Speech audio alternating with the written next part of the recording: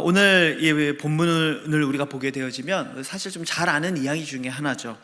두 사람이 아주 깊은 절망과 낙심 속에서 엠마오로 걸어가고 있었습니다. 그들은 그리고 이 예루살렘에서 일어났던 일, 바로 예수님의 죽음에 대해서 이야기를 나누며 길을 걸어가고 있었죠. 그때에 부활하신 예수님이 그들 중에 나타나시게 됩니다. 그리고 길을 걷고 있는 두 제자에게 말을 거시죠. 그런데 오늘 본문에서 참 이상한 것은 이 두 사람이 예수님을 알아보지 못하고 있다라는 것이죠. 그들 중에 한 사람의 이름을 오늘 본문에서는 글로바라고 밝히고 있습니다. 글로바라고 하는 이 이름은 성경에 단 두 번이 등장하는 이름입니다. 한 번이 바로 오늘 본문에 등장하고요. 그리고 또 한 가지의 이 본문이 어디냐면 요한복음 19장 25절 보시면은요, 이렇게 기록되어 있습니다. 예수의 십자가 곁에는 그 어머니와 이모와 글로바의 아내 마리아와 막달라 마리아가 섰다. 그러니까 지금 예수님이 십자가에 달려 죽으시는 그 순간, 그 십자가 곁에 있었던 사람들의 명단을 이야기하면서 그 중에 어떤 사람이 있습니까? 글로바의 아내가 있다고 얘기하죠. 이 글로바와 그리고 오늘 본문에 나오는 글로바가 동일 인물인지에 대해서는 우리가 확실하게 알 수는 없습니다. 하지만 우리가 정황상 아마도 그럴 가능성이 좀 높아 보이는 것도 사실입니다. 그렇게 생각해 본다면 지금 엠마오로 내려가고 있는 이 두 사람은, 특별히 이 글로바라고 하는 사람은요, 평소 예수님하고 얼마나 가까이에서 교제하고 또 예수님께 가르침을 받았던 사람이었겠습니까? 하지만 이들은 놀랍게도 예수님을 알아보지 못하고 있다는 것이죠. 성경은 이들이 예수님을 알아보지 못하는 이유를 16절에서 다음과 같이 말씀합니다. 그들의 눈이 가려져서 그인 줄 알아보지 못했다. 지금 어떤 상태입니까? 눈이 가려진 상태예요. 여러분, 여기서 말하는 눈이 가려졌다는 말은 무슨 말일까요? 우리의 육체적인 눈이 가려졌다는 말씀이 당연히 아니겠죠. 여기서의 눈은 단지 우리의 육체적인 눈을 말하는 것이 아니라 바로 우리의 영적인 눈을 말하는 것이겠죠. 바로 이 두 사람의 영적인 눈이 가려져 있었다는 거예요. 그래서 예수님을 알아보지 못했다라는 것이죠. 여러분, 우리의 눈이 가려져 있을 때, 우리가 영적으로 어두워져 있을 때 우리는 이렇게 예수님을 알아보지 못하거나 또는 말씀을 깨닫지 못하고 말씀을 믿지 못하는 이러한 영적 무지함에 빠지게 됩니다.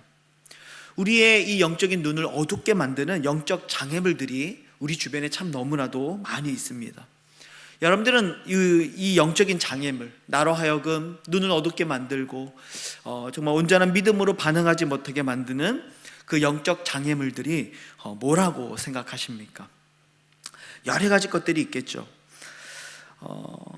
그것은 바로 오늘 본문에서 몇 가지로 이야기를 하고 있는데요. 바로 정말 우리의 삶의 여러 가지 문제들 때문에 겪는 삶의 아픔과 눈물, 절망, 그리고 근심과 염려, 이런 것들이 우리의 영적 눈을 어둡게 만들 때가 있고요.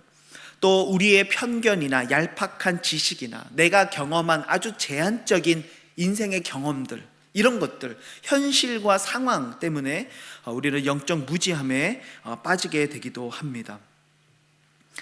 여러분, 오늘 이 본문을 보게 되어지면 먼저 첫 번째로 이들이 절망과 근심 가운데 있었다는 것을 말씀하죠. 본문 17절의 말씀을 보시면은요, 마지막 부분에 이렇게 얘기합니다. 두 사람이 슬픈 빛을 띠고 머물러 서더라. 예수님이 이들에게 말씀을 거시자 이들이 잠시 멈추게 됩니다. 근데 이들의 모습을 성경은 어떻게 묘사하고 있습니까? 슬픈 빛을 띠고 서 있다, 이렇게 표현하고 있죠. 그들의 얼굴에 깊은 절망이, 깊은 어두움이, 그 그림자가 아주 깊게 드리워져 있었다는 것을 우리가 알게 되는 것이죠. 여러분, 우리 주변에도 이런 사람들이 있을 수 있습니다. 얼굴을 잘 한번 관찰해 보세요.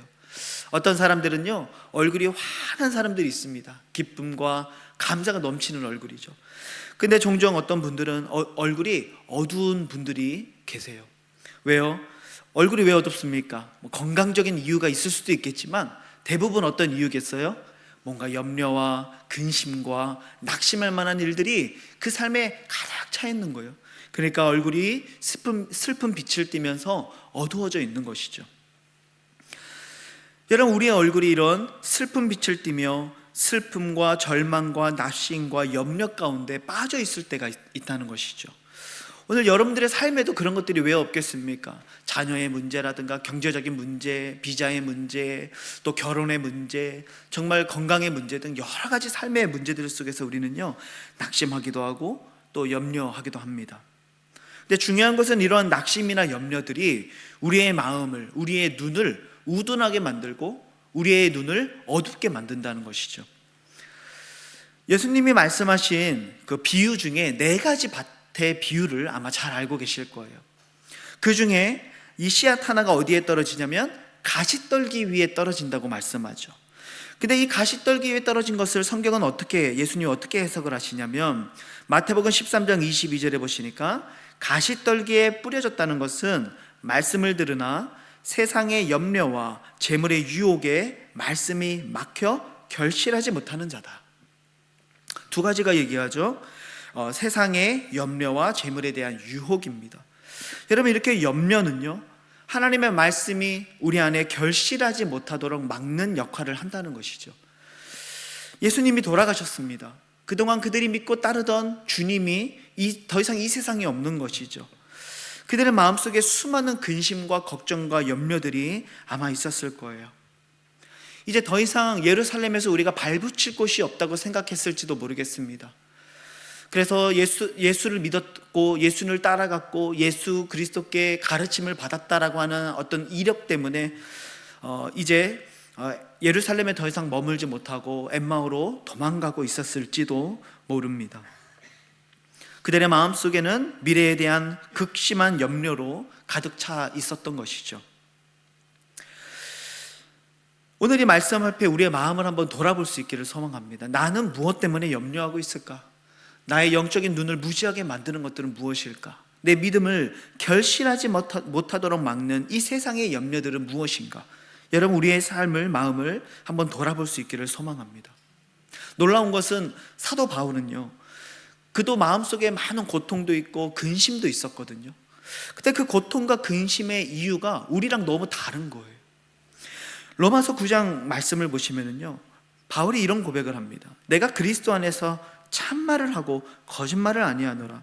나에게 큰 근심이 있는 것과 마음에 그치지 않는 고통이 있는 것을 내 양심이 성령 안에서 나와 더불어 증언하노니, 3절에 보시면요, 나의 형제 곧 권력의 친척을 위하여 내 자신이 저주를 받아 그리스도에게서 끊어질지라도 원하는 바다. 그러니까 이 말을 종합해 보면 사도 바울이 정말 큰 고통, 너무나도 큰 아픔과 고통 가운데 있는 이유가 무엇입니까? 어떤 삶의 문제가 아닌 거예요. 내 먹고 살아가는 문제가 아니라 바울이 지금 고통스러운 것은요, 나의 형제들, 권력의 친척들, 나의 동족들이 여전히 예수를 믿지 않고 예수를 박해하고 적대하는 정말 그 지옥의 비탈길을 걸어가고 있는 형제들을 바라보면서 마음에 큰 고통이 있는 거예요. 그래서 그 고통을 정말 그 고통이 얼마나 큰지, 차라리 내가 저주를 받아서 끊어질지라도 너희들은 구원을 받았으면 좋겠다. 이것이 사도 바울의 고통과 근심의 이유였다는 거예요. 어떻습니까? 우리랑 좀 많이 다르지 않습니까? 여러분, 우리는 먹을 것, 마실 것, 입을 것을 염려하죠. 그래서 주님께 그렇게 기도합니다. 근데 주님은 말씀하세요. 무엇을 먹을까? 무엇을 입을까? 무엇을 마실까? 염려하지 말아라. 그런 것들은 다 이방인들이 구하는 거다. 우리는 늘 그런 것들 때문에 염려하고 고민하죠. 자녀의 문제 때문에 고민합니다. 미래의 일 때문에 염려하죠. 그런데 이러한 염려들이 결국은 우리의 영적인 눈을 어둡게 하고 가리운다는 것을 우리가 꼭 기억해야 됩니다. 예수님의 말씀처럼 이 염려가 우리의 믿음이 결실하지 못하도록 그 기운을 막고 있다는 것이죠. 그래서 우리는 이 영적인 눈이 어두워졌을 때요, 믿음으로 반응하지 못하게 되는 거예요. 오늘 본문에 나오는 이 2사람처럼 지금 예수님이 내 옆에 같이 걸어가고 계시고 그분이 친히 나와 더불어 말씀하고 계시고 이야기를 나누고 있음에도 불구하고 그들이 예수님을 바라보지 못하고 있는 것이죠. 왜요? 바로 이러한 염려 가운데 그들의 눈이 가려졌기 때문이라는 것입니다. 여러분, 우리가 이 절망스러운 상황과 현실 앞에요, 우리 눈이 가려질 때가 너무 많아요. 대표적으로 이 열왕기에 보면 어떤 이야기가 나오냐면요, 이 엘리야를 이 엘리사를 잡기 위해서 수많은 이 아람 군대들이 성을 둘러쌉니다. 근데 이 15절, 열왕기하 6장 15절의 말씀을 보시면 이렇게 말씀하죠. 하나님의 사람의 사환이 일찍이 일어나서 나가보니 군사와 말과 병거가 성읍을 에워쌌는지라. 그의 사환이 엘리사에게 말하되, 아, 내 주여, 우리가 어찌하리이까. 지금 이 사환의 마음속에 뭐가 가득해요? 근심과 염려가 가득해 있어요. 이 큰 군대를 우리가 도대체 어떻게 당해낼 수 있을까? 우리가 마주한 이 현실을 우리가 어떻게 넘어갈 수 있을까? 근심과 염려 속에 있죠. 근데요, 이 근심과 염려 속에 그 눈이 가려진 이 사환이 아니라 하나님을 향해 믿음의 눈, 신뢰의 눈을 가지고 있는 엘리사는 뭐라고 얘기하냐면요, 16절에 보시니까요, 대답하되 두려워하지 말라. 우리와 함께한 자가 그들과 함께한 자보다 많으니라. 이렇게 얘기하는 거예요. 여러분, 이 사환은요 아직도 염려 속에 갇혀 있죠. 그러니까요, 우리와 함께한 자가 보이지 않는 거예요. 그때 엘리사가 기도하죠. 17절 보시면은요, 기도하여 이르되 여호와여, 원하건대 그의 눈을 열어서 보게 하옵소서 하니 여호와께서 그 청년의 눈을 여심해 그가 보니 불말과 불병거가 산에 가득하여 엘리사를 둘렀더라. 이렇게 말씀하죠. 눈이 가려져 있을 때, 우리의 삶의 근심과 염려로 인해서 우리의 눈이 가려져 있을 때는요, 우리와 함께하고 있는 이 하나님의 불말과 불병거를 바라볼 수가 없었던 거예요. 예수님이 나와 함께 걸어가고 계심에도 불구하고, 그분이 나와 더불어 말씀하고 있음에도 불구하고, 그분이 옆에서 나를 위해서 친히 일하시고 역사하고 있음에도 불구하고 여전히 내가 혼자인 것처럼 느껴지고 버려진 것처럼 느껴지고 내 모든 삶의 역사와 시간이 멈춰져 있는 것처럼 느껴질 수 있다는 것이죠. 왜요? 우리의 영적인 눈이 가려져 있기 때문에 그렇다는 것이죠. 사랑하는 성도 여러분, 우리 안에 있는 모든 근심과 염려들이 바로 이렇게 우리의 눈을 어둡게 한다는 것을 여러분 믿음으로 바라볼 수 있기를 소망합니다. 오늘 이 시간에 하나님 앞에 기도하시면서요, 내 안에 있는 모든 염려들, 도저히 내가 감당할 수 없을 것 같은 그 수많은 일들을요, 하나님께 다 맡기시기를 주님의 이름으로 축복합니다. 그분이 오늘도 나와 함께하고 계심을, 보이지 않는 그 능력의 손으로 나를 붙들고 계심을, 그분의 지팡이와 막대기로 나를 안위하고 계심을 여러분 믿음의 눈을 들어 바라보는 귀한 은혜가 있기를 우리 주님의 이름으로 축복합니다. 뿐만 아니라 이들의 눈을 어둡게 했던 것은요, 그들이 가지고 있었던 편견과 제한적인 경험 때문이었다는 것도 본문을 통해서 알게 됩니다. 본문 21절부터 24절을 제가 한번 읽어보겠습니다. 우리는 이 사람이 이스라엘을 속량할 자라고 말하노라. 이뿐 아니라 이 일이 일어난 지가 사흘째요. 또한 우리 중에 어떤 여자들이 우리로 놀라게 하였으니 이는 그들이 새벽에 무덤에 갔다가 그의 시체는 보지 못하고 와서 그가 살아나셨다 하는 천사들의 나타남을 보았다 함이라. 또 우리와 함께한 자 중에 두어 사람이 무덤에 가 과연 여자들이 말한 바와 같음을 보았으나 예수는 보지 못하였느니라. 이렇게 얘기합니다. 지금 이들이 하는 이야기가 무엇입니까? 지금 예수님하고 대화하고 있는 장면이거든요. 당신은 어떻게 예루살렘에서 일어났던 이 큰 일을 어떻게 모를 수 있습니까? 하면서 지금 그 일들을 쭉 얘기하는 거예요. 근데 이 고백 속에 어떤 이들의 생각이 들어있냐면요, 첫 번째는요, 나는 예수라고 하는 그 사람이 이스라엘을 속량할 자라고 바랐노라. 이렇게 얘기하죠. 예수님이 십자가에 달려 죽으시기 전까지 그들의 마음속에는요, 예수님에 대한 믿음이 어떤 믿음이었던 거예요? 그가 이스라엘을 속량할 자, 곧 메시아라고 하는 사실을 믿었다는 거예요. 그런데 예수님이 죽자 그들의 소망이 다 깨져버린 거예요. 과거형이 돼버렸죠. 내가 그때는 그렇게 믿었는데 이제는 어떻게 됐다는 거예요? 그가 죽었다는 것이죠. 또 이 일이 일어난 지가 벌써 사흘이 됐다고 얘기합니다. 시간이 오래 지났다는 거예요. 아무런 회생할 소망도 기대도 이젠 우리에게 남아있지 않다는 것을 말하고 있죠. 우리나라도 문화가 그렇지만은 장례를 지낼 때 보통 3일장을 지내지 않습니까? 그 3일장을 지내는 이유 중에 하나가 뭐냐면 혹 사람이 살아 돌아올 수 있을 것 같은 그 마지막 선이 3일이라고 생각했기 때문이죠. 그러니까 3일이 지났습니다. 이 말은요, 이제 더 이상 가망이 없습니다 라는 말과 동일하다는 것이죠. 소망은 이미 끝났다는 거예요. 이미 3일이 지나버렸다는 것이죠. 또 그들은 무슨 얘기를 합니까? 여자들이 우리에게 놀라운 이야기를 했다는 거예요. 무덤에서 예수를 보지 못하고 그가 살아나셨다라고 하는 천사들의 나타남을 보았다라는 것이죠.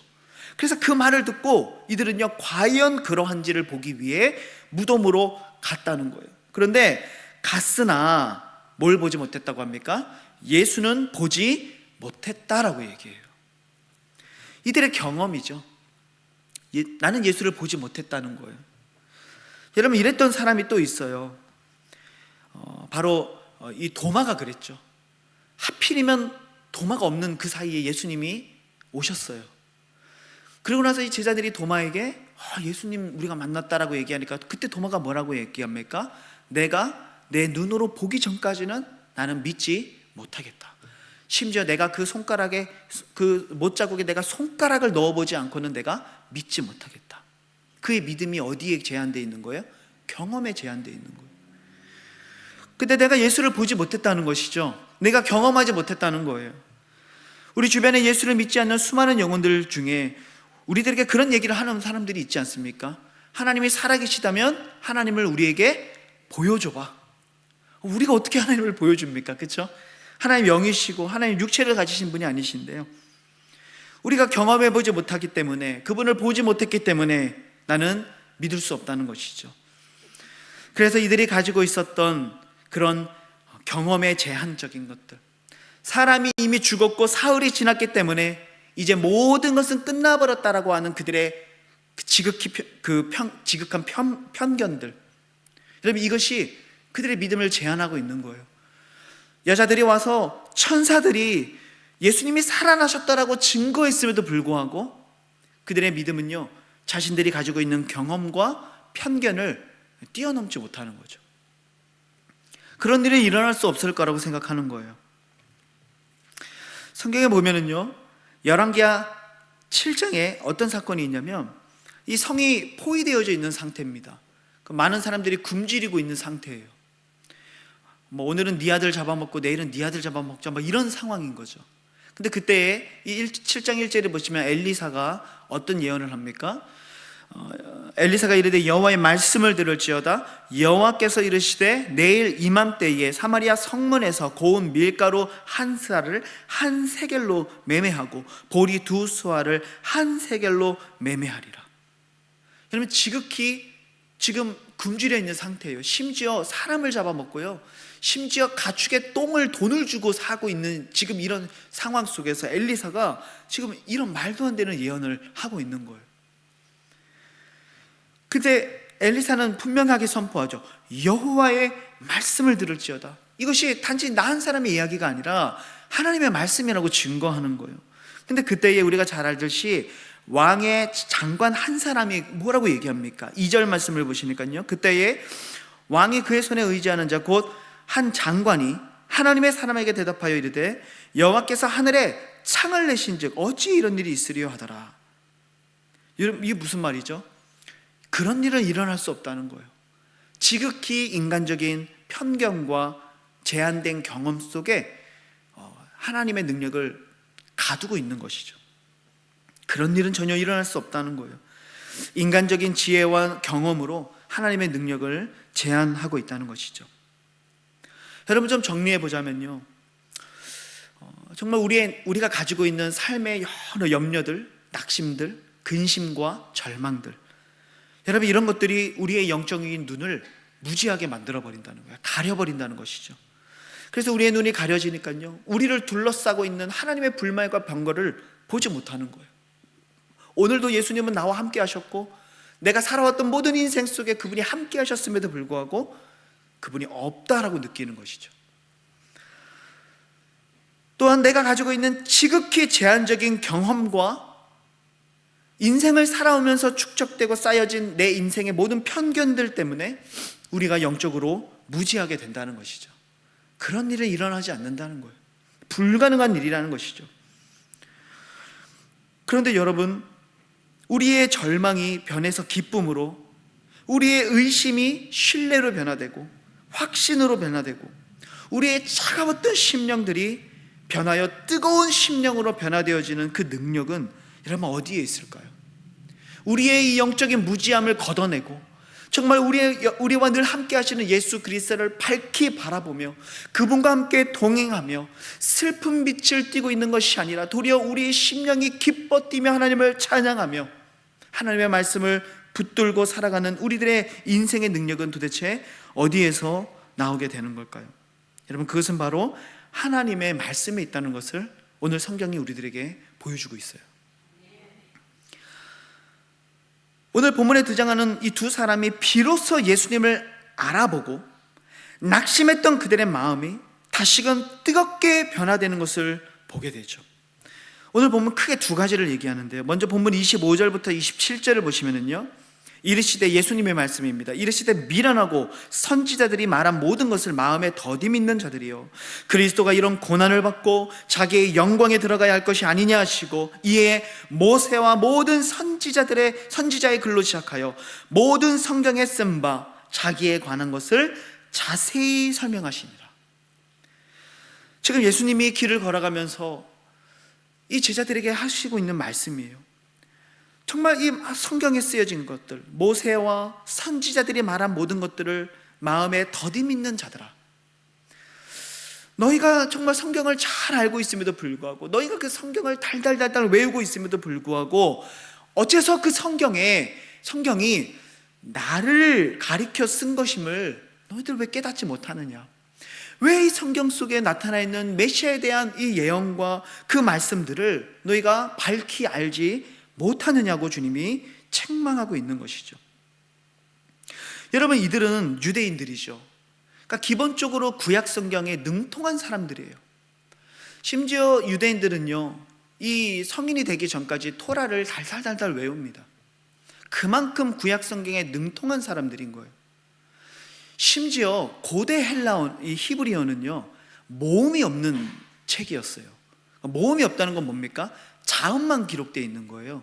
그러니까 모음은 후대에 기록이 된 건데, 자음만으로 여러분 성경을 본다는 건 얼마나 대단한 일인지 아십니까? 만약에 여러분들 제가 칠판에 기억, 리을 딱 쓰면 여러분 어떤 생각이 딱 드십니까? 그렇죠. 제가 기억, 리을을 딱 쓰는 순간 간가람이라는 걸 여러분들 아실 거예요. 그러니까요, 성경을 읽을 때 자음만으로 된 성경을 알기 위해서는요, 이 성경의 모든 상황과 환경과 컨텍스트 내용들을요 달달달달 알고 있지 않으면 불가능한 일인 거예요.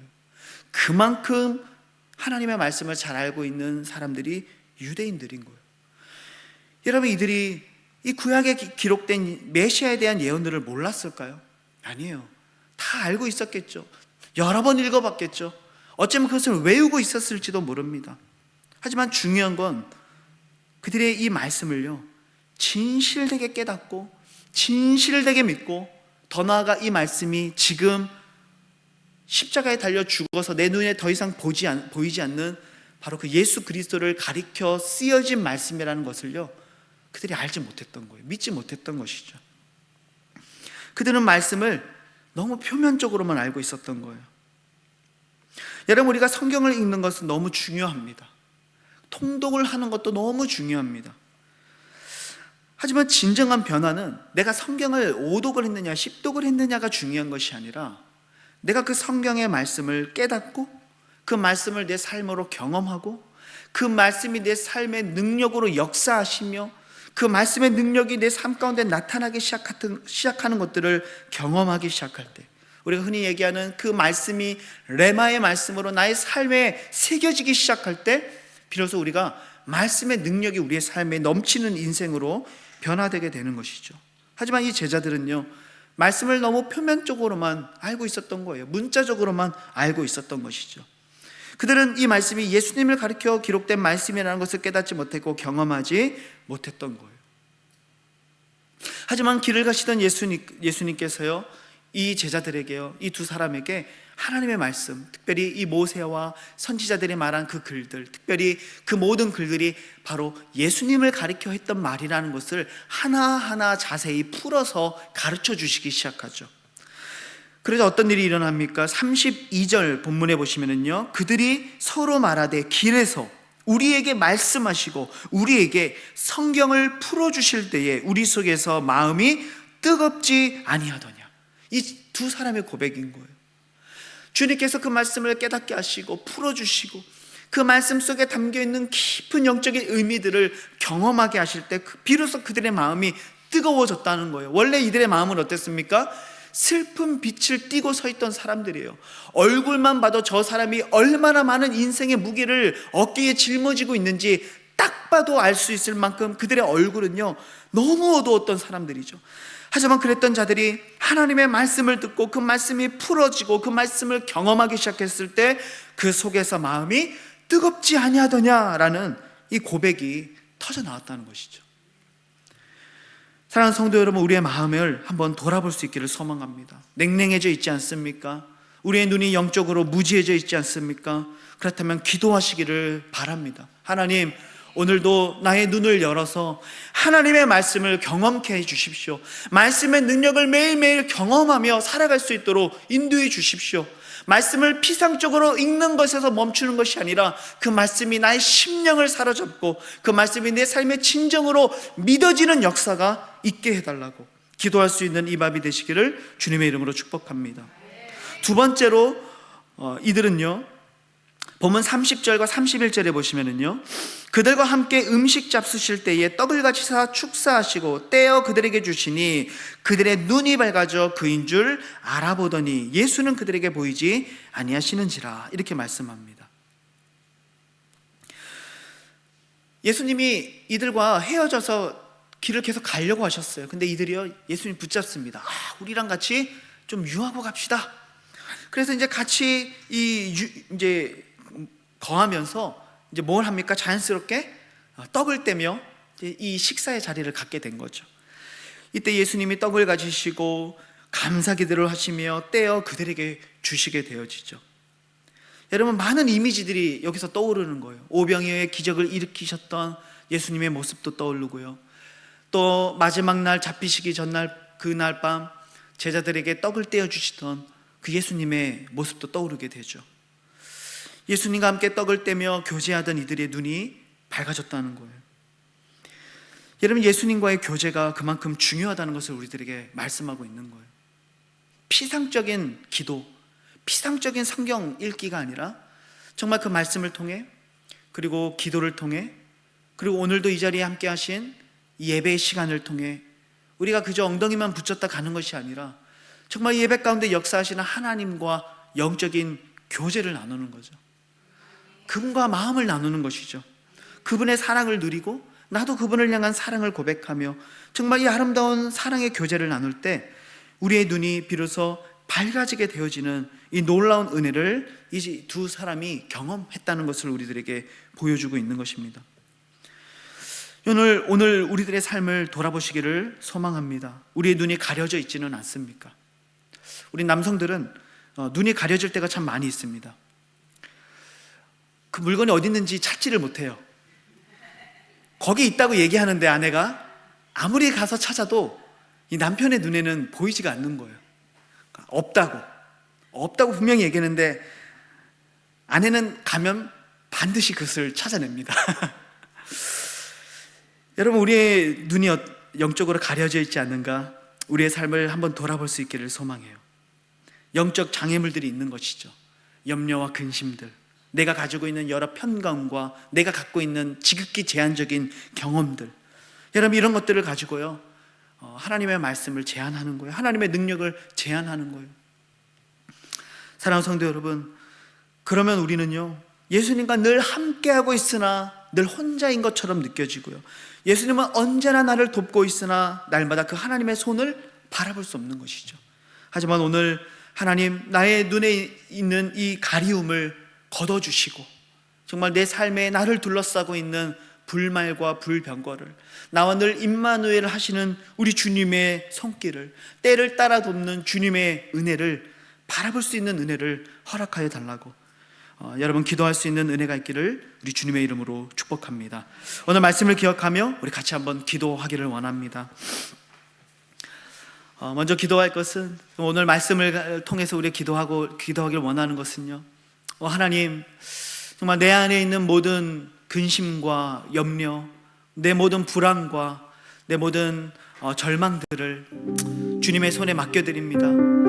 정말 가시떨기와 같은 마음의 밭에 심겨진 하나님의 말씀이 결실을 맺지 못하는 것 같은 삶을 우리가 살아가고 있었습니다. 하나님, 우리를 불쌍히 여기시고 우리 안에 있었던 모든 가시떨기들을 걷어내시고 우리의 마음의 밭을 기경하여 주셔서 정말 아름다운 열매 맺는 마음의 밭이 될 수 있도록 하나님의 은혜를 내려 주시옵소서. 또한 내가 살아오면서 내 안에 있었던 수많은 그 경험들 때문에, 그리고 내가 가지고 있었던 여러 편견들 때문에 정말 하나님의 영광과 능력을 제한하고 있었지 않았는지, 그래서 내 눈이 가려져 있지 않았는지 하나님 우리의 삶을 돌아봅니다. 내가 생각하는 것보다 크게 일하시고 내가 생각할 수 없었던 기적과 능력을 일으키시는 그 하나님을 바라보며 나의 경험과 나의 지혜를 뛰어넘어 일하시는 그 하나님을 바라볼 수 있는 은혜를 허락하여 주옵소서. 그래요, 더 이상 영적으로 무지한 인생이 되지 않게 해주시고 우리의 눈이 밝아져 예수 그리스도를 바라보며 그분이 나와 함께 하시며 그분이 나와 늘 동행하고 계시며 그분이 나를 돕고 계시며 나와 함께하고 계심을 믿음의 눈을 들어 바라볼 수 있도록 인도하여 달라고, 여러분 오늘 말씀을 기억하며 우리 결단하며 우리 함께 기도하기를 원합니다. 함께 기도하시겠습니다. 하나님 아버지 감사합니다.